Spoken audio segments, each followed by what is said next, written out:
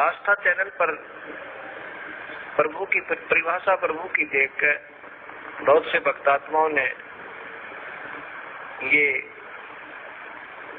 आशा व्यक्त की कि कोई ऐसा प्रत्यक्ष प्रमाण सामने आवे कि जिससे हमें सिद्ध हो कि परमात्मा कबीर साहब वास्तव में प्रभु है। अब कबीर साहब कहते हैं कि पर्वत पर्वत में फिरा कारण अपने राम, जब राम जैसे संत मिले जिन सारे सब काम। कबीर परमात्मा अपनी ही महिमा स्वयं ही गाते हैं और कहते हैं कि परमात्मा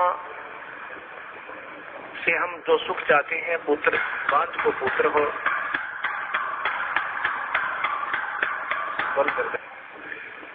ये आपके सामने एक अनमोल उदाहरण है। ये एक परिवार खड़ा है, ये जिला रोहतक हरियाणा के गांव चिड़ी के रहने वाले हैं और इस बहन के जो अब देखो सामने, इस बहन की आयु लगभग 57 वर्ष है और साथ में ये नवजात शिशु इनकी गोद में है, ये इनका पुत्र है। पहले ये सामने जो लड़की खड़ी है, ये सामने सुलोचना नाम की लड़की, ये बड़े वाली देखना, इसका नाम सुलोचना है। आपकी कितनी आयु है बेटी? 35 वर्ष। अब इस लड़की की आयु 35 वर्ष हो चुकी है और इसके ये 2 पुत्र और पुत्री है। ये पुत्री है इस लड़की की और ये पुत्र है, अर्थात इस बहन की, देखना इसको बड़ी वाली को, क्या नाम है तेरी माँ का? इस संतरा की ये तो बेटी है, बड़े वाली सुलोचना नाम है, जो 35 वर्ष की है। चित्र मारे ना सारी। और ये देवती है इसकी और ये देवता और ये इनका दामाद है। इस 35 वर्ष के तक कोई संतान नहीं हुई इस लड़की के, सुलोचना के जन्म के उपरांत।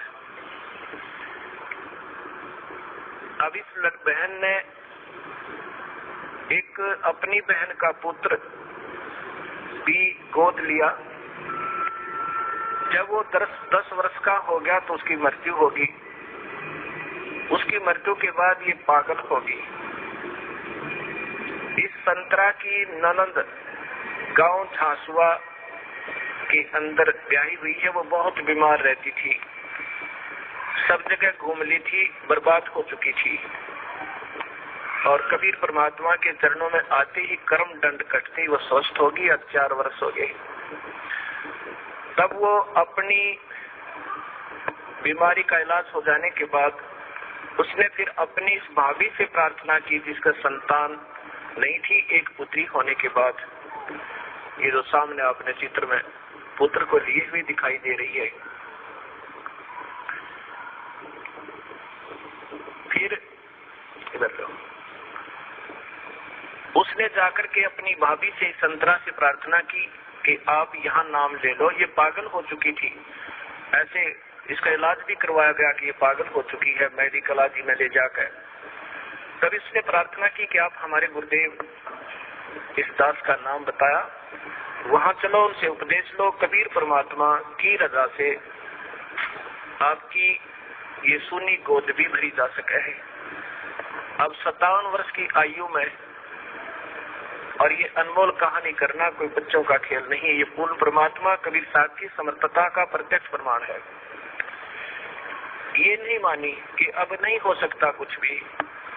तब उसने बहुत प्रार्थना की, इसको कह सुन करके यहाँ ले आए इस आश्रम क्रोथा में। नाम लिया, नाम लेते ही परमात्मा कबीर परमेश्वर ने अनहोनी की। ये बांझ को पुत्र दे, कोढ़ी को काया दे, वो प्रभु कहलाता है। ये गर्भ रहा, ये बच्चा परमात्मा ने भेजा अपनी कृपा से। फिर भी इनके मन में शंका पैदा कर दी इन मूर्ख मार्गदर्शकों ने, क्योंकि ये तो बेचारी सऊदी में थी नहीं, पागल हो चुकी थी। कहा कि तुम्हारे देवता प्रसन्न हो गए, ये तो ऐसे होना ही था। ये 35 वर्ष तक देवता कहाँ जा रहे थे इनके। यही ये मूर्ख तो मार्गदर्शक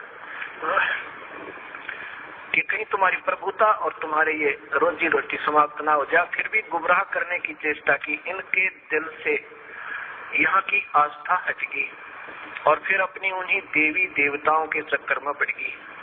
ये लड़का 14 महीने तक माँ के गर्भ से बाहर नहीं आया।